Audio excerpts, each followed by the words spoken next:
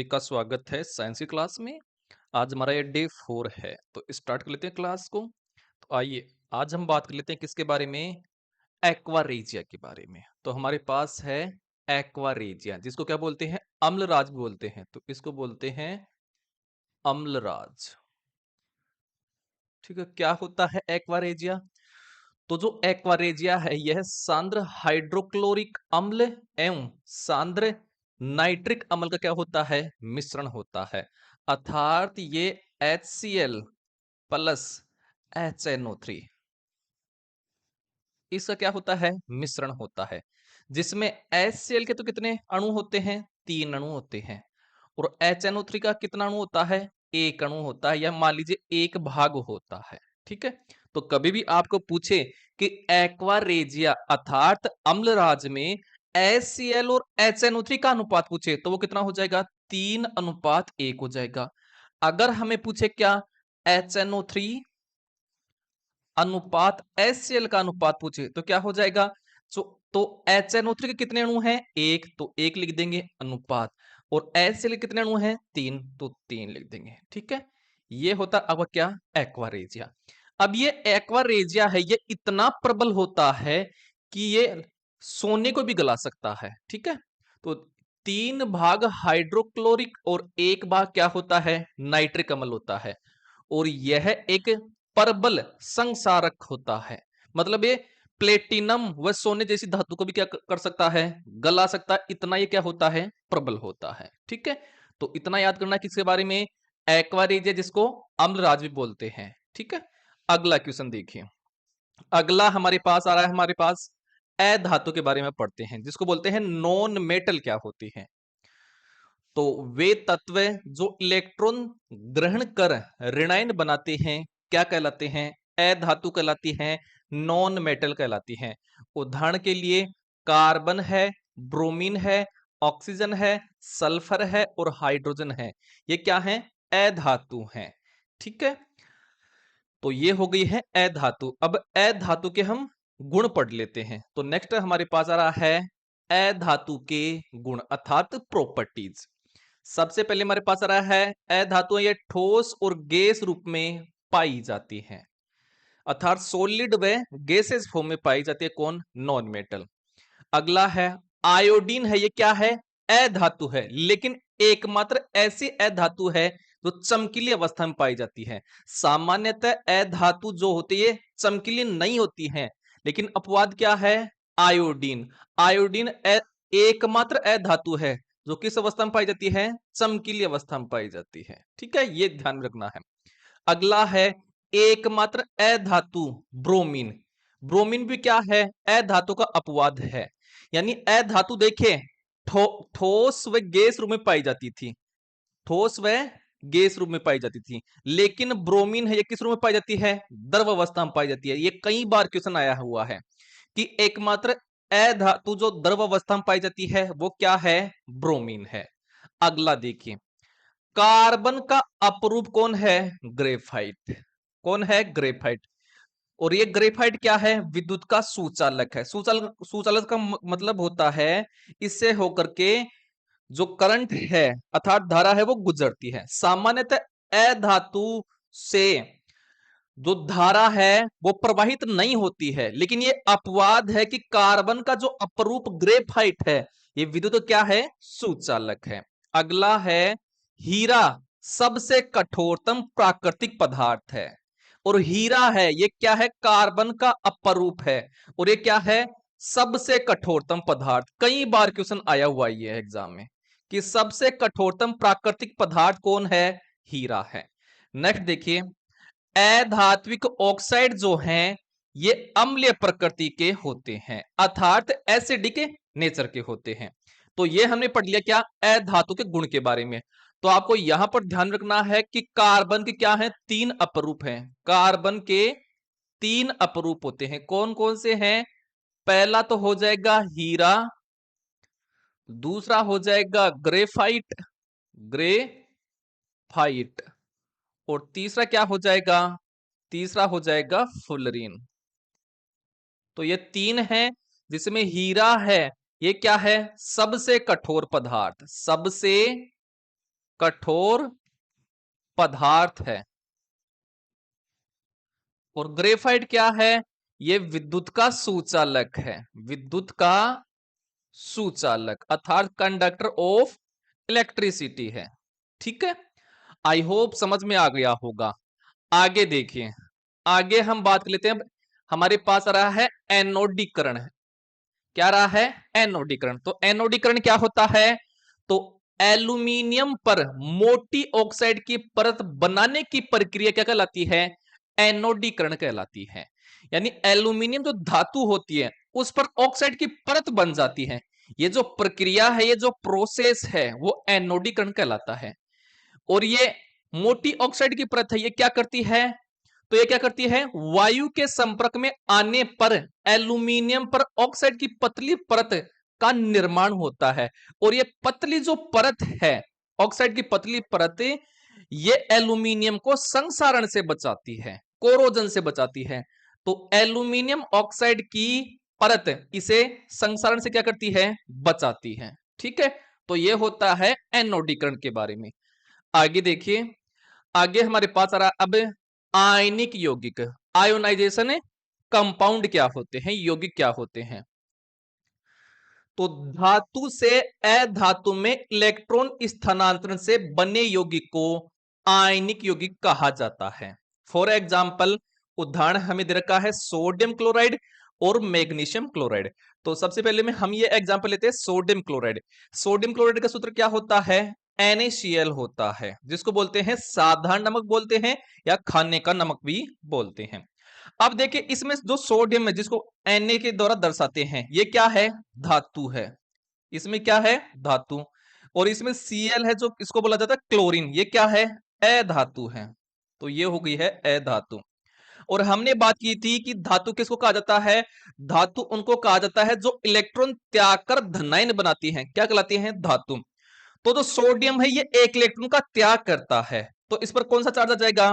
Plus. यानी जितने electron का चार्ज, जितने इलेक्ट्रॉन का त्याग करता है उतना क्या आता है धातु पर?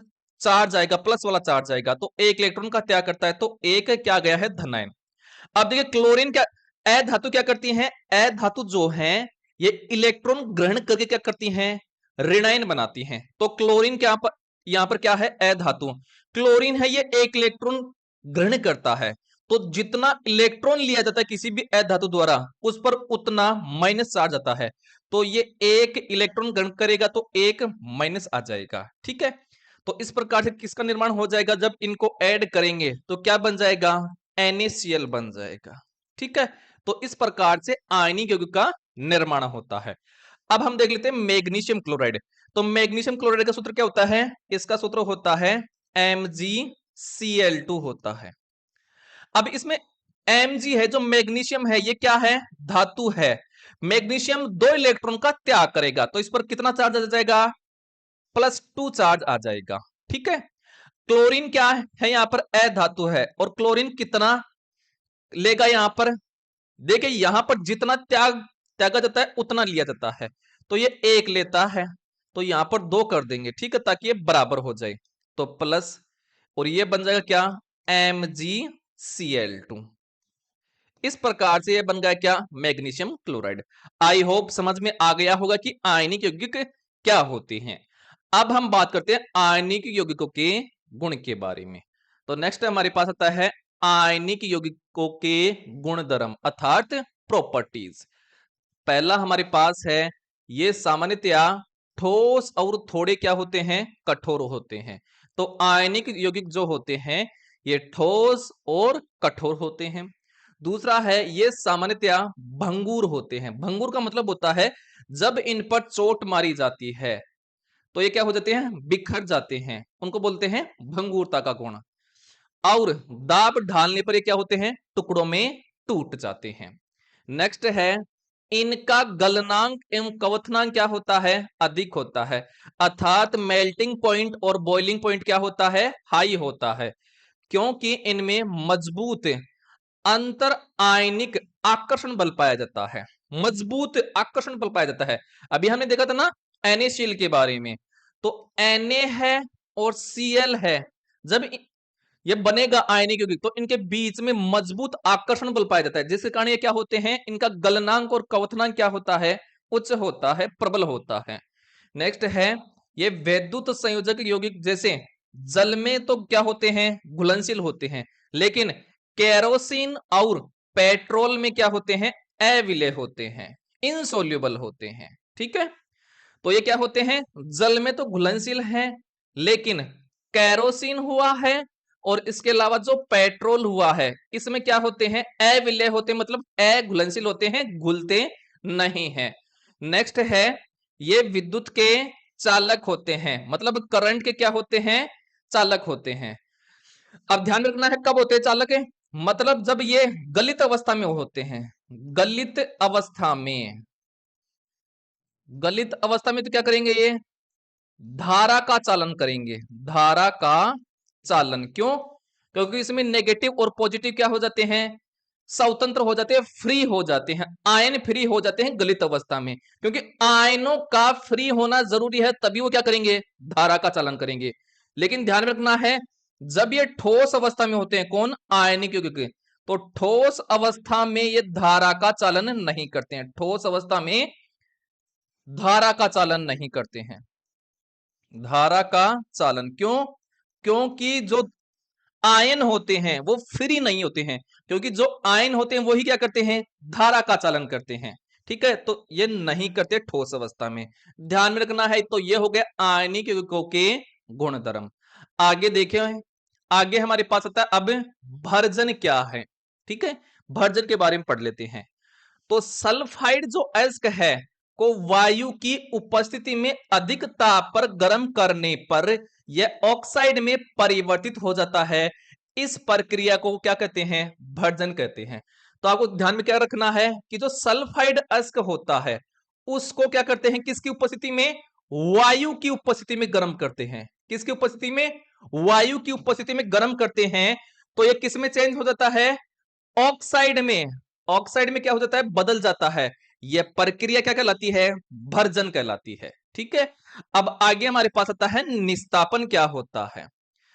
तो जो कार्बोनेट अयस्क को सीमित वायु में, कार्बोनेट, यहां पर कार्बोनेट अयस्क है, तो कार्बोनेट अयस्क को सीमित वायु में अधिक ताप पर गर्म करने पर यह ऑक्साइड में परिवर्तित हो जाता है। इस प्रक्रिया को क्या कहते हैं, निस्तापन करते हैं। तो निस्तापन में कौन सा अयस्क आ रहा है, या रहा है कार्बोनेट अयस्क, ध्यान में रखना है। निस्तापन में कार्बोनेट अयस्क को वायु की कम मात्रा में, ठीक है, वायु की कम मात्रा में या फिर वायु की अनुपस्थिति में गर्म करते हैं, तो किसमें चेंज हो जाता है, ऑक्साइड में परिवर्तित हो जाता है। ये क्या कहलाता है, निस्तापन कहलाता है। तो आपको ध्यान क्या रखना है, इसमें थोड़ा सा ही चेंज है, क्या कि जो निस्तापन है इसमें तो किस अयस्क को गर्म किया जाता है, कार्बोनेट अयस्क को, कार्बोनेट को, अयस्क को गर्म किया जाता है, अयस्क। ठीक है, और वायु की कम मात्रा में, वायु की सीमित मात्रा में या कम मात्रा में या फिर वायु की अनुपस्थिति में, इसमें तो है निस्तापन में। ऐसा करने पर वो ऑक्साइड में परिवर्तित हो जाता है, यह कहलाता है निस्तापन। लेकिन भर्जन में किस अयस्क को गर्म करते हैं, भर्जन में सल्फाइड अयस्क को, सल्फाइड अयस्क को गर्म किया जाता है। और यहां पर वायु की उपस्थिति चाहिए, वायु की उपस्थिति में गर्म किया जाता है। तो यह होता है भर्जन और निस्तापन के बारे में थोड़ा सा ही क्या है, अंतर है दोनों में। ठीक है, आगे देखिए, आगे हमारे पास आता है अब थर्मिट अभिक्रिया, कि थर्मिट अभिक्रिया क्या होती है। तो आयरन थर्ड ऑक्साइड के साथ एल्यूमिनियम की अभिक्रिया का उपयोग रेल की पटरियों एवं मशीनी पुर्जों की दरारों को जोड़ने के लिए किया जाता है। तो थर्मिट अभिक्रिया का उपयोग किया जाता है जो रेल की पटरियां हैं और मशीनी पुर्जे हैं उनको जोड़ने के लिए किया जाता है। और अभिक्रिया क्या है, तो यह है Fe2O3 अर्थात आयरन थर्ड ऑक्साइड की अभिक्रिया जब एल्यूमिनियम के साथ कराते हैं तो क्या बनेगा, आयरन बन जाएगा और एल्यूमिनियम ऑक्साइड बन जाएगा, और साथ में अधिक मात्रा में क्या बनेगी, उष्मा बनेगी। ये क्या है, थर्मिट अभिक्रिया है। तो आपको थर्मिट अभिक्रिया के बारे में क्या ध्यान रखना है कि थर्मिट अभिक्रिया का उपयोग रेल की पटरियों, एक तो रेल की पटरियां हैं और मशीनी पुर्जों की दरारों को जोड़ने के लिए किया जाता है। और ये अभी क्या है, रिएक्शन है कि Fe2O3 अर्थात आयरन थर्ड ऑक्साइड की अभिक्रिया जब हम एल्यूमिनियम से कराते हैं तो आयरन तो अलग हो जाता है और साथ में एल्यूमिनियम ऑक्साइड बनेगा और साथ में अधिक मात्रा में क्या बनेगी, उष्मा बनेगी। ये होती आपकी थर्मिट अभिक्रिया। आगे देखिए, आगे हमारे पास आता है अब यसद लेपन, जिसको इंग्लिश में बोलते हैं गैल्वेनाइजेशन। गैल्वेनाइजेशन ये कई बार पूछा जाता है, गैल्वेनाइजेशन। ठीक है, चलो।